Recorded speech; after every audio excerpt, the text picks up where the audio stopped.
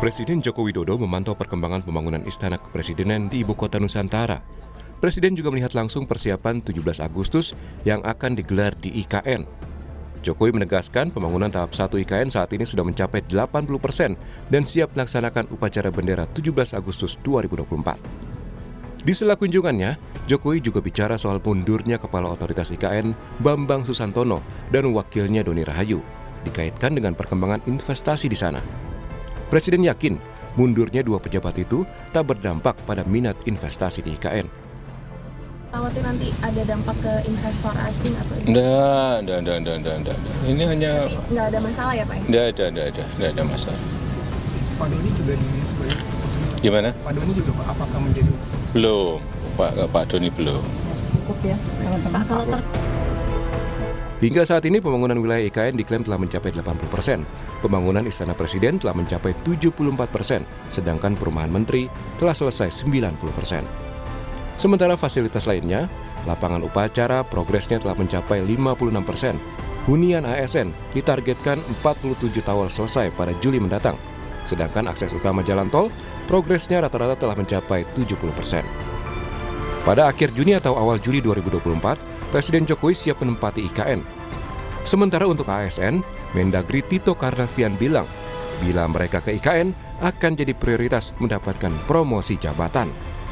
Tim Liputan, Kompas TV.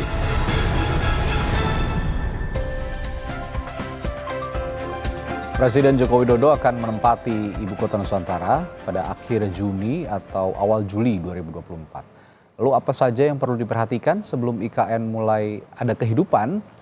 Kita bahas bersama Ketua Umum Ikatan Ahli Perencanaan Indonesia, Henrikus Andi Simarmata, dan Ekonom Universitas Paramadina, Wijayanto Samirin. Selamat pagi Bapak-Bapak. Pagi. Ya, saya ke Pak Hendri dulu. Pak Hendri, ini Presiden akan pindah ke IKN paling cepat akhir Juni katanya. Kalau menurut Anda, apa yang harus diperhatikan sebelum benar-benar menempati wilayah yang benar-benar baru dibangun sebenarnya? Ya, pertama mungkin selamat dulu ya atas kerja keras 2,5 tahun lebih ini membangun infrastruktur dan bangunannya ya. Tapi memang PR yang berat untuk ditinggali, tentu ada beberapa hal yang harus bisa dipenuhi ya. Pertama mungkin sudah disampaikan oleh beliau juga, yaitu masalah basic utilities ya, kayak air terutama, Ya. energi, dan tentu juga buangan limbahnya gitu ya. Tetapi kalau kita boleh memberikan semacam ilustrasi, jadi beda sekali antara berkunjung dengan menjadi dwelling atau bertempat tinggal ya. Nah, Ya. apa yang harus diperhatikan pertama tentu adalah kontinuitas pasokan dan tentu backup ya.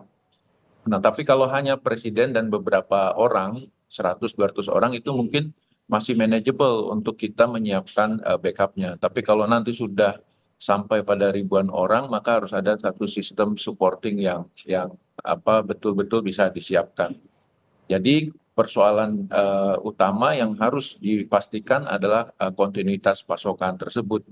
Yang kedua, bahwa hidup itu bukan hanya masalah bekerja, tapi setelah bekerja atau after office itu seperti apa kegiatan atau amenitas yang ada di sana. Jadi di dalam teori itu untuk disebut sebagai kota itu ada 5 unsur. Wisma, karya, suka, marga, penyempurna. Nah, kalau wismanya mungkin sudah ada rumah menteri, rumah ASN gitu ya. Karyanya itu adalah tempat pemerintahan sampai saat ini ya. Jadi tempat kerjanya hanya masih pemerintahan, belum ada yang lain. Nah, marga itu sudah ada jalan, tapi pipa air masih sedang dikerjakan, dan beberapa energi juga saya lihat sudah ada solar panel. Jadi nanti mungkin sambil jalan. Tapi yang paling penting adalah suka dan penyempurna. Rumah sakit sudah ada, pendidikan juga, tapi sedang ongoing ya. Jadi bagaimana nanti kehidupan setelah bekerja malam atau pagi itu bisa dipenuhi, terutama untuk rekreasi, karena itu mempengaruhi dari performa ya. Kalau 1, 2, 3 hari fine, tapi kalau nanti sudah sebulan itu yang perlu diperhatikan dengan betul-betul. Baik, saya ke Pak Wijayanto. Pak Wijayanto, ini salah satu hal yang penting juga untuk mempercepat pembangunan IKN, karena pembiayaan juga tidak bisa seluruhnya dari negara, dari pemerintah begitu. Lalu yang penting adalah menarik investor. Nah, sedangkan saat ini kan dari total sekitar 400 triliun ya kalau saya tidak salah, ini baru sekitar ya 47 triliun ini anggaran yang segar yang ditarik dari investor. Nah, tapi kalau Anda lihat peristiwa kemarin dengan mundurnya kepala otorita IKN, seberapa besar pengaruhnya bagi masuknya para investor ini untuk mempercepat pembangunan IKN, Pak Wijayanto? Ya, makasih. Sebelum menjawab itu ya, saya ingin meng-highlight rencana Pak Jokowi pindah ke sana bulan Juli nanti. Ya. Saya rasa ini makna simbolisnya lebih kentara daripada makna praktisnya, gitu ya. Jokowi yang pertama ingin menunjukkan bahwa ibu kota Nusantara itu adalah sidik jari beliau. Beliau adalah presiden yang menginisiasi dan presiden yang tinggal di sana pertama kali. Yang kedua, ini juga ada yang unik gitu ya. Di akhir masa jabatan beliau, bulan-bulan terakhir, beliau tidak slow down, beliau tidak berusaha menata, mengharmonisasi dengan calon pemerintah pengganti, tapi beliau justru tetap gaspol. Dugaan saya ada indikasi ketidakpercayaan beliau kepada pemerintah pengganti, bahwa pemerintah pengganti ini akan melanjutkan IKN dengan kecepatan yang sama seperti yang beliau harapkan. Jadi dua hal ini menurut saya ada di belakang simbol yang ingin Pak Jokowi tunjukkan dengan berpindah ke IKN bulan-bulan terakhir sebelum beliau mengakhiri masa jabatan.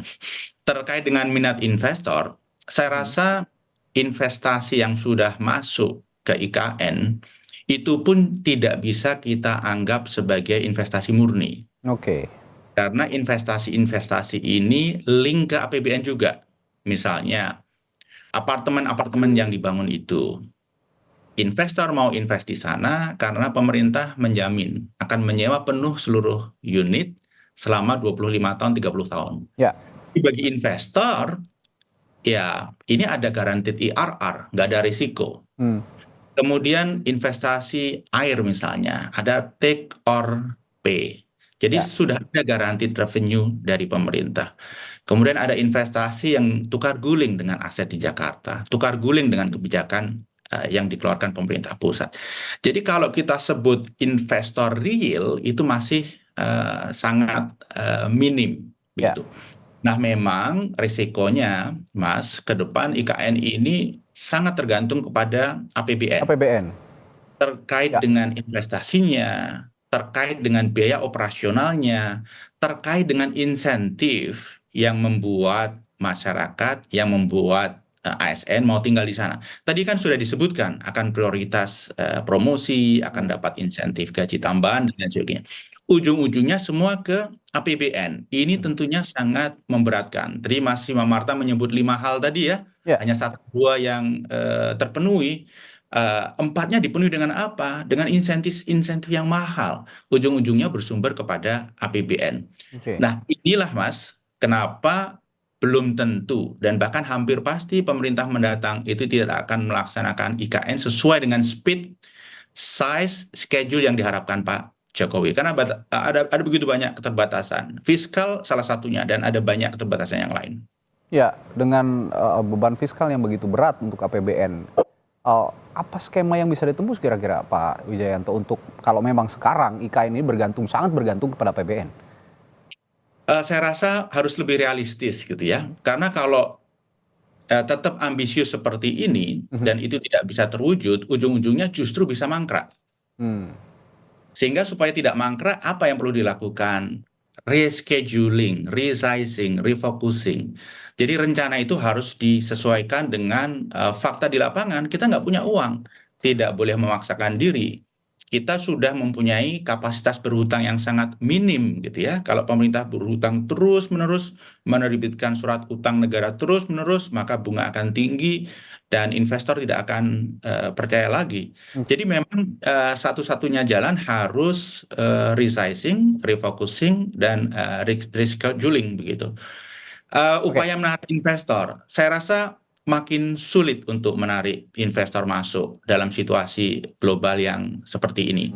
Apalagi investasi kota ini investasi jangka panjang, sehingga investor yang sifatnya private equity, capital market itu pasti tidak akan mau masuk. Kecuali kalau segala infrastruktur sudah tersiapkan, populasi sudah banyak, barangkali investor akan mau masuk ke investasi yang sifatnya hotel, entertainment, sekolah.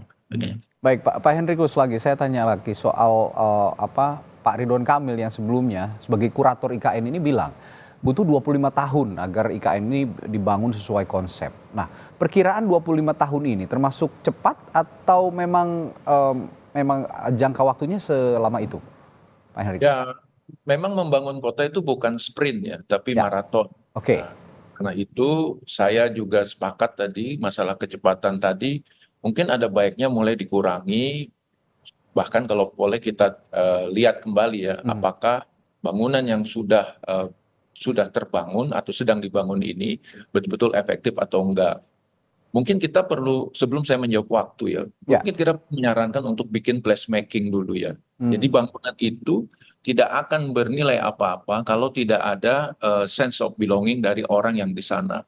Nah, persoalannya adalah kita sudah membangun seperti itu dan meminta orang yang datang untuk bisa beradaptasi dengan bangunan tersebut. Nah, dalam teorinya sebaiknya memang ada co-creation. Jadi ketika ASN di sana, dia ditempatkan di satu apartemen gitu ya, dia tahu dia mau olahraga di mana dan seterusnya. Nah, jadi untuk bisa sampai ke membangun satu kota tadi yang Wisma Karya Marga Suka Penyempurna, maka diperlukan apa yang disebut tahapan-tahapan. Saat ini kita katakanlah seperti usia manusia, itu kita di bawah 3 tahun. Jadi golden age untuk menempatkan infrastruktur kota yang betul-betul handal.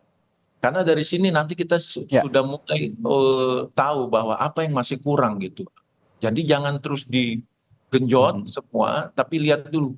Misalnya dari rumah apartemen sekarang ke kantor 4 Kemenko itu kan ada 1 kilometer tuh jaraknya. Dan rencananya mungkin pakai EV, electrical bus atau apa. Kita tes dulu kan, dicoba dulu setahun ini. Karena memang di situ masih ada kendaraan konstruksi kan ya. Jadi tidak seideal yang diharapkan di dalam itu. Nah, maksud saya nggak perlu digenjot. Jadi tidak ada masalah mau nanti jadi 30 tahun atau bahkan 40 tahun. BSD yang ada di sekitar Jakarta saja sekarang masih 20% terisi dari seluruh kawasan yang direncanakan. Padahal Jakarta kita tahu sebagai magnet yang paling besar ya. Spillover ekonominya membuat properti di sana tumbuh. Tapi kalau di IKN kan kita masih pakai insentif dari bahasa teman kita dari Paramadina ya. Artinya itu yang perlu disiapkan adalah bagaimana membuat tempat ini atraktif sehingga ASN yang di sana bukan karena dipaksa atau disuruh, tapi karena memang ingin mendapatkan suasana hidup yang baru yang lebih baik dibandingkan Jakarta. Isu yang mungkin selain air adalah isu suhu, karena dia ada di bentang hutan tanaman industri ya, yang tadinya memang nggak ada manusia di situ. Nah sekarang kita masuk cooling sistemnya ini, RTH-nya kan perlu waktu dia, suksesi alamnya ya. Jadi hutan yang eukaliptus ini harus di mixing supaya dia kemudian menjadi lebih rimbun, itu butuh waktu. Nah ini kan nggak mudah gitu ya. Di satu sisi kita ingin green, tapi di satu sisi alamnya belum siap, ekosistemnya belum siap. Dan itu yang harus kita sampaikan kepada ASN dan mereka harus mencari cara untuk bisa comfort di sana kalau memang agar mereka bisa stay di sana dan tetap produktif. Itu challenge utama menurut saya. Ya, ini juga harus saya tanyakan kepada Anda sebagai ahli perencana wilayah, Pak Hendrikus, yang juga jadi masalah meskipun cenderung agak ditutupi begitu ya oleh pemerintah. Tapi ada kendala pembebasan tanah yang tidak kunjung selesai sepertinya. Dan ini juga sepertinya diakui oleh PLT ya, Kepala Otorita IKN, yang juga Menteri PUPR Basuki Hadi Mulyono, bahwa pelaksanaan pembangunan IKN ini terganjal persoalan status tanah kepentingan investasi di IKN. Sebagian besar lahan di IKN ini juga statusnya masih tumpang tindih antara hak guna usaha yang menjadi milik pemerintah dan tanah yang dimiliki diklaim milik masyarakat. Nah, menurut Anda apa yang terjadi di balik pembebasan lahan atau tanah yang tidak kunjung selesai ini? Ya, tentu pertama karena ini mungkin ya pemahaman saya diperlukan kepemimpinan yang lebih grassroots, lebih field ya, makanya mungkin ada semacam transisi di sini. Ya. Untuk masalah tanah selalu Mas, kalau membangun kota pasti itu tanah menjadi komoditi ya, itu nggak di mana-mana seperti itu. Nah sekarang waktu itu diakuisisi seharusnya di dalam kawasan itu kan punya kawasan hutan dan Ya. dilepaskan kepada otorita ya, sehingga kemudian harusnya tidak perlu di situ ada isu di situ, tapi ternyata ada orang yang sudah bermukim di situ. Pendekatan yang paling penting harusnya dilakukan pada saat perencanaan adalah mengikut sertakan mereka dalam zona pembagian zona waktu rencana ini dibangun. Gitu. Jadi kalaupun akhirnya mereka dialienasi karena memang ada kebutuhan tertentu, itu sebaiknya yang pilihan terakhir. Tapi bagaimana rumah-rumah mereka di situ justru menjadi daya tarik tersendiri. Karena kalau coba bayangkan kalau semuanya monoton, gedung-gedung seperti itu, apa bedanya nanti kita dengan di Dubai, dengan di Singapura, ataupun dengan di pinggiran Jakarta? Kita perlu kota yang vibrant gitu ya. Dan ada masyarakat di sana, justru mereka harus dibuatkan zoningnya dan diintegrasikan dengan fungsi-fungsi pemerintahan yang lain. Karena toh at the end banyak sekali sejarah kota mengatakan kalau kita bikin CBD toh ada pusat perkantoran saja, nanti sore sudah kosong. Makanya ada fungsi mixed di situ, ada residensial di situ, dan itu perlu kita betul-betul maksud saya tadi kecepatan diturunkan itu adalah kita kaji kembali apakah desain ini kemudian setelah ditempati ada masalah sedikit apa enggak. Kalau kita pindahan juga gitu kan, sudah oh ada penyesuaian. Apalagi nanti hanya 45 menit atau 30 menit ketika tol jadi. Orang dari Balikpapan ke ibu kota. Mas bisa bayangkan Randi kalau di situ weekend pasti kalau 40 menit 30 menit pasti pergi ke Balikpapan kan, sehingga kemudian untuk tempat IKN itu menjadi attach gitu ya, menjadi bagian dari kehidupan teman-teman ASN di sana menjadi tantangan tersendiri. Karena Balikpapan terlalu menarik untuk tidak didatangi weekend. Seperti kita kayak maaf ya, nih seperti kalau daerah-daerah penyangga, orang yang tinggal di daerah penyangga lalu ke Jakarta begitu ya, kira-kira. ya karena waktunya sangat manageable gitu ya. Terus gimana meng-create bisnis di sana? Orang bisnis di sana kompetitornya Balikpapan. Nah sekali lagi ini mari dengan momentum 17 ini, oke, ini adalah milestone presiden. Beliau sangat well deserved untuk merayakannya. Tetapi to some extent ketika ada pergantian pimpinan, mari ini dilihat kembali gitu ya. Apakah memang kita perlu secepat ini? Apa sih yang kita kejar gitu ya? Kalau untuk tidak pindah lagi, menurut saya sudahlah. Kita capek kalau berdiskusi untuk tidak pindah atau tidak. Lokasinya di situ atau tidak di situ. Kita udah banyak bertahun-tahun menyampaikan. Tapi kalau sekarang, bagaimana memitigasi ini yang penting supaya betul-betul nyaman untuk ditinggali, bukan hanya sebentar, tapi memang untuk berketurunan di sana, bergenerasi besar. Dan ini juga dari target para ASN yang awal mulanya ini sampai ratusan ribu begitu bisa memindahkan, tapi sekarang realisasinya sepertinya masih jauh dari itu, mungkin hanya 1.500-an yang bisa diboyong ke IKN karena memang masih banyak belum yang belum menurut siap. Saya Mas Andi lebih baik sedikit, tapi dia memang tertarik gitu untuk di sana, karena dia ingin berbeda dengan di Jakarta. Kalau di Jakarta dia harus motor 2 jam, sejam di sana dia bisa 1 kilo jalan, olahraga mungkin nanti di kantornya mandi. Itu hal yang baru-baru kan. Tapi kan nggak bisa hanya 3 hari seminggu. Dia akan tinggal bertahun-tahun dan dia harus bisa kemudian menemukan tempat dia untuk mencari hiburan dan seterusnya. And that's another homework buat kita nanti. Ya, saya ke Pak Wijayanto lagi. Dari sisi ekonomi Pak Wijayanto, Anda sempat menyebut nih mundurnya pimpinan otorita IKN ini bisa menimbulkan ketidakpastian baru bagi pengembangan IKN juga ketidakpastian perekonomian di dalam negeri. Analisis Anda lebih lengkap seperti apa sebenarnya soal ini? Iya, kalau dampak ke ekonomi Indonesia saya rasa tidak ya, tapi dampak kepada minat investor untuk berinvestasi di IKN pasti luar biasa. Bayangkan kepala dan wakil kepala mundur secara bersamaan. Pasti ini karena satu hal yang luar biasa begitu ya. Sehingga saya rasa banyak yang mengamati ini sebagai fenomena gunung es. Apa yang muncul di permukaan itu baru sebagian kecil saja dari begitu banyak permasalahan yang luar biasa. Masalah tanah tadi yang disampaikan oleh Pak Hendrikus itu Ya. rumit, ya itu hanya satu dari puluhan. Saya ingin meng-highlight yang disampaikan Pak Hendrikus. Jadi sepakat sekali masyarakat kanan kiri, masyarakat sekitar itu harus dilibatkan dan dimuliakan. Bukankah tema memindah ibu kota ini adalah untuk memeratakan pembangunan dan kesejahteraan? Kalau masyarakat yang tinggal 1,5 kilo dari pusat ibu kota saja mereka tereliminasi menjadi tidak sejahtera, maka senario besar itu menjadi tidak justified. Ya. Saya melihat, Mas, memang ini harus di-resize, desainnya harus disesuaikan. Menjadikan IKN kota yang mandiri itu perlu waktu lama, biaya luar biasa besar.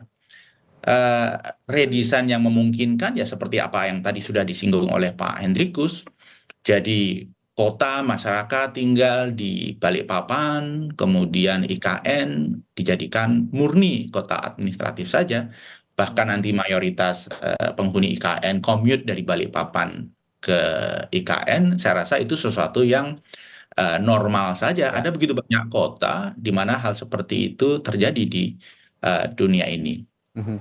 Ya kalau ya seperti di Jakarta juga ya yang saya diskusikan tadi dengan Pak Hendrikus bahwa daerah-daerah penyangga commute banyak sekali, termasuk saya tiap hari dari Tangerang Selatan ke Jakarta ya normal-normal saja. Tapi yang penting ya itu jangan sampai meminggirkan masyarakat sekitar begitu sehingga jadi masalah ke depannya begitu ya Pak Wijayanto. Ya, lalu terakhir Pak, yang bisa Anda sampaikan untuk apa ya, ini juga masyarakat banyak keluhan soal yang sekitar ya, masyarakat sekitar termasuk juga daerah-daerah penyangganya, bahwa ini mengesampingkan mata pencarian mereka yang sudah ada. Ini jadi problem baru lagi sepertinya. Apa yang Anda bisa sampaikan soal ini untuk masyarakat-masyarakat yang merasa terpinggirkan mata pencarian oleh keberadaan IKN? Ya. Jadi saya lihat ya, kota itu pasti memerlukan begitu banyak pekerjaan. Ya. Pekerjaan-pekerjaan yang bisa dilakukan oleh masyarakat lokal, serahkan kepada mereka. Kalau mereka tidak memenuhi persyaratan, masih ada waktu untuk melakukan training dan edukasi. Saya rasa ini harus dinomorsatukan. Jangan tanah mereka hilang, pekerjaan mereka juga hilang. Ini kasihan sekali. Lain lagi, yang lebih besar, Mas, saya melihat sebenarnya IKN ini tidak boleh dilihat sebagai Menara Gading. Jangan sampai ini menjadi kota modern, megah di tengah-tengah Kalimantan, di mana kota-kota yang lain itu keteteran dan ketinggalan zaman. Misalnya Samarinda, Palangkaraya, kemudian Banjarmasin. Ini adalah kota-kota yang mereka tidak punya kapasitas atau daya untuk mengembangkan diri. Mereka nggak punya cukup anggaran dan resources dan lain sebagainya. Jadi pengembangan IKN menurut saya juga harus didesain terintegrasi dengan dukungan pada kota-kota di sekitarnya. Karena kalau tidak, kota-kota di sekitarnya tidak disiapkan, maka bisa dipastikan nanti urbanisasi itu. Dari kota-kota sekelilingnya orang berebut pindah ke IKN untuk mencari pekerjaan yang belum tentu pekerjaan itu tersedia. Jadi harus terintegrasi, jangan sampai ini dilihat sebagai proyek Menara Gading di Kalimantan. Oke, singkat Pak Hendrikus terakhir, ini juga soal pengerjaan IKN yang sepertinya sangat dikebut gitu ya. Ini berdampak pada para pekerjanya juga di sana yang berdasarkan liputan beberapa tim liputan kami di lapangan secara investigatif gitu, yang biasanya bekerja dari pagi hingga jam 5 sore harus lembur gitu sampai jam 10 malam, bahkan maraton, tidak ada hari libur. Nah ini secara kacamata perencanaan pembangunan dan wilayah, ada dampak negatif yang bisa harus dihindari nggak kira-kira Pak Hendrikus soal ini? Nah, bagi saya ya, kalau kan nggak mungkin kecepatan 100 km terus ya, nanti bahaya lah gitu ya. Nah, saya rasa mari kita sampai pada titik di mana perayaan 17-an ini, itulah maksud saya ya sudah di situ. Nah setelah itu baru kita punya waktu sampai Oktober, Pak Presiden yang baru dan mungkin akan ada kepala otorita yang baru untuk tanda kutip menghidupkan tempat ini. Karena persoalan besarnya adalah bukan pada kita jago menempatkan bangunan, tapi membuat bangunan itu menjadi hidup dan menghidupkan orang yang tinggal di sana. bukan hanya masalah kerja, tapi juga masalah dia bisa mencari hiburan, bisa benar-benar menjadi settle di situ dan menjadi attach di situ. Itu yang menjadi PR besar dan butuh waktu. Karena kalau di sana semua misalnya kayak taman ya yang ada di istana, depan istana. Kalau ternyata kayak di Monas nggak boleh ada orang pakai, nggak boleh diinjak rumputnya, terus gimana kan? Jadi masih banyak aturan-aturan detail yang harus disiapkan. Karena akan ada ribuan orang mungkin di sana. Mari kita dari situ dulu tuh. Ya. Mempelajari pola behavior masyarakatnya supaya nanti bangunan-bangunan berikutnya bisa menyesuaikan. Yang penting Wisma Karya Margasuka penyempurna pada kawasan inti itu sudah ada dan bagaimana kemudian itu dikelola. Karena PR besar berikutnya menurut saya adalah mengoperasikan bangunan-bangunan itu. Maintenance cost sudah pasti tinggi, operational cost juga, dan itu nanti kita kalkulasi tuh. Waduh, kalau sebesar ini mungkin ada pertimbangan-pertimbangan lain yang mungkin nanti presiden atau kepala otorita yang baru bisa mengeksekusi. Ya, intinya bikin dulu happy aparatur negaranya ya, supaya keberlangsungan pemerintahan juga lancar. Kalau nggak happy ya susah juga untuk menopang pemerintahan yang akan rencananya digulirkan nanti ke depannya dari Ibu Kota Nusantara. Baik, terima kasih Ketua Umum Ikatan Ahli Perencana Indonesia Henrikus Andi Simarmata dan Ekonom Universitas Paramadina Wijayanto Samirin telah berbagi perspektifnya pagi hari ini di Sapa Indonesia Pagi. Sampai jumpa lagi Pak, sehat selalu. Sehat selalu pagi semua. Selalu.